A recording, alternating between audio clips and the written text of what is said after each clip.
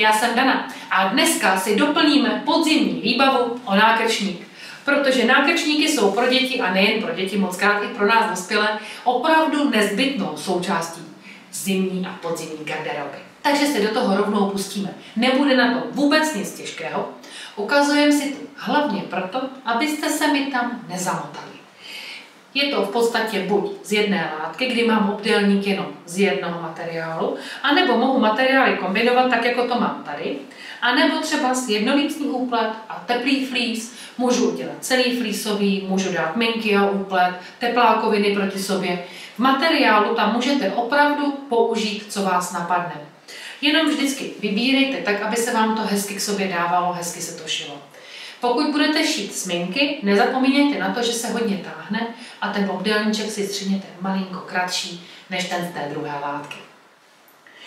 Velikost toho obdélníku je hodně na vás. Určitě by měla být kratší, než je obvod hlavy dítěte nebo váš.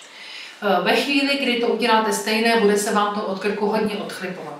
Nemá to být zase úplně těsné jako rolák, ale potřebujeme to přiměřeně, aby nám do toho nefučilo. Takže já většinou dělám třeba o 3-4 cm kratší, než je obvod hlavy. Výška, kolik to chcete mít teploučký a naňuchňaný, je opravdu na vás. Takže stříhneme si 2 obdélníčky a sešijeme nákrčník. Máme to. Hup, cup, hotový. Máme ustřižené 2 obdélníky. Jeden já mám tedy z toho jednolicního úpletu, jeden mám flísový. Vy jak chcete. Ten postup bude pořád stejný. Já jsem se rozhodla udělat si výšku hotového nákrčníku 20 cm a složím ty 2 díly prostě lícem na sebe. Nic víc od toho nečekejte. Sešijeme jednu a druhou hranu overlockem. Pokud nemáte overlock, zase si nastavte do stroje nějaký overlockový steh nebo pružný steh.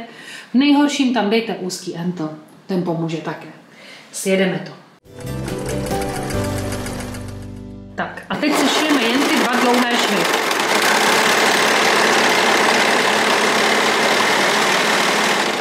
Pokud si nevěříte, dejte si tam špendlíčky, vůbec to nevadí. Já to takhle sjedu, protože už jsem na overlocku přeci jenom něco ušila. Hlídejte si, ať se vám po sobě ty vrstvy neposunou. Pokud budete šít zmenky, fakt si špendlete.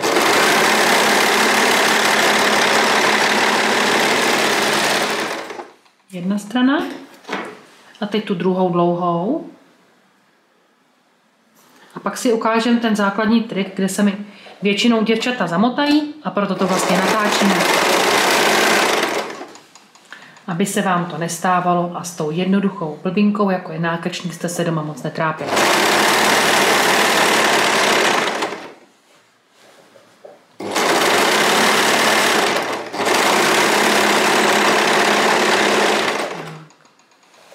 Dojedeme to do konce.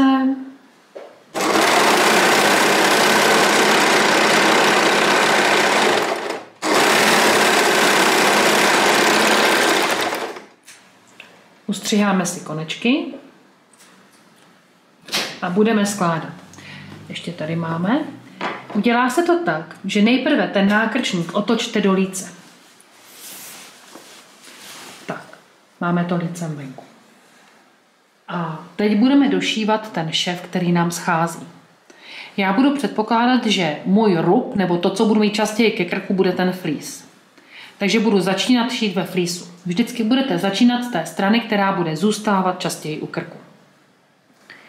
Dám to šev na šev. Takhle, jak to mám lícem ven. Nebojte se toho.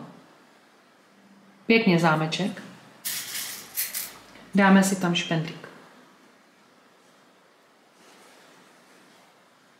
Já si dám špendlíky tadyhle na ten začátek, aby se mi to neposunulo. A jdeme šít. Dál to vůbec nemá smysl rovnat, ono se vám to srovná cestou. Urovnejte si hranu nad hranu, zvedněte patku a vstrčte to až k noži. Musíte mít jehly nahoře, aby vám to tam hezky takhle vělo. Patku dolů, špendlík ven.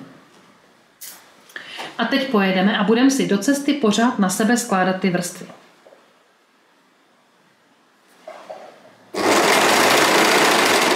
Zase opatrně špendlík. Tak. A teď to tady takhle otáčím a naskládávám si na sebe při té příležitosti ty hrany. Ono samozřejmě, když vám to chci ukázat, tak se mi to hezky kroutí v rukách. Tak. Takhle to vždycky někam strčte, ať vám to nepřekáží. A další kousek.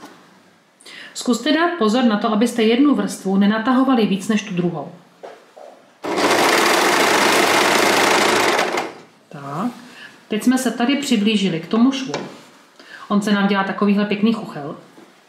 Když ho trošku strčíme, tak se to porovná. Zase udělám zámeček.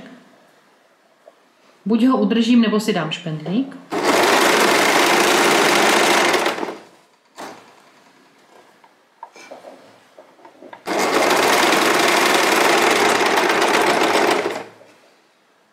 A dojedu, nechám si jenom přiměřeně velký otvor na otočení. Stačí vám tam nějaký 3-4 cm. Tady to můžete napřímo odstřihnout. A tou dírkou, já jsem byla hodně úsporná dneska, ten nákrčník otočí. My se vždycky chechtáme, že je to třeba porodit. A já mám dneska teda opravdu mrňavou porodní díru. Tak jo. Takhle to trpělivě protočíte, aby se vám to nepotrhlo.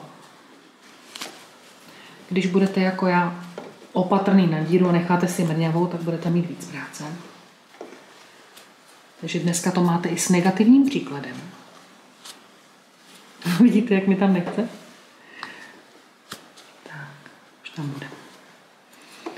Ono ještě, jak tam mám ten flís, tak je to trošičku tlustější.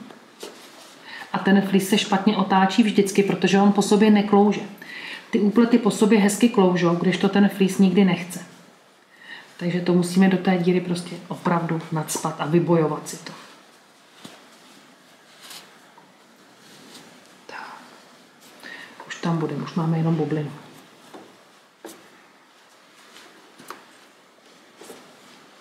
Máme. Tenhle ten otvůrek zase buď zašijeme matracovým stehem ručně, nebo si to uděláte takhle na hranu a za maličko se šijete strojem. To už je na vás.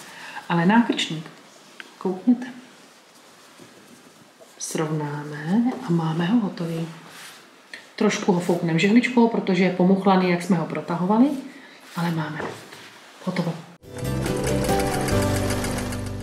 Nákrčník byla jenom chvilinka a máme výborný doplněk.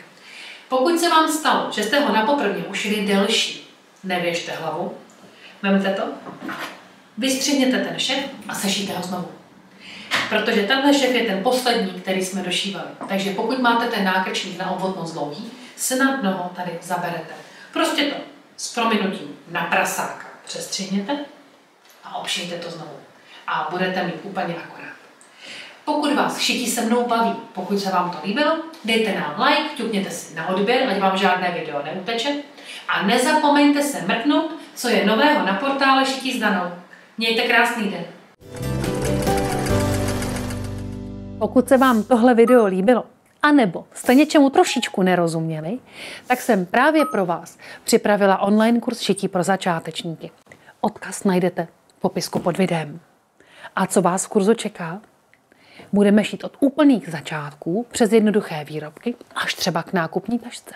A navíc ke každému kurzu dostáváte vymazlený sešit. V tom sešitě najdete rozepsanou celou teorii. Všechny důležité informace, které si budeme říkat, tak tam najdete přehledně sepsané, spolu s krásnými obrázky, aby se vám to snadno připomnělo. A jestli je vám divný, co tu mám za krabici, tak tahle krabice povýší náš kurz ještě o jeden level. Uvnitř je všecko přehledně srovnané. Jsou tam balíčky pro jednotlivé lekce, ve kterých je nastřihaná látka, připravené nítě a prostě všechno, co budete potřebovat, aby se vám snadno šilo. Je to vlastně takový úvod do světa šití, takže klikněte!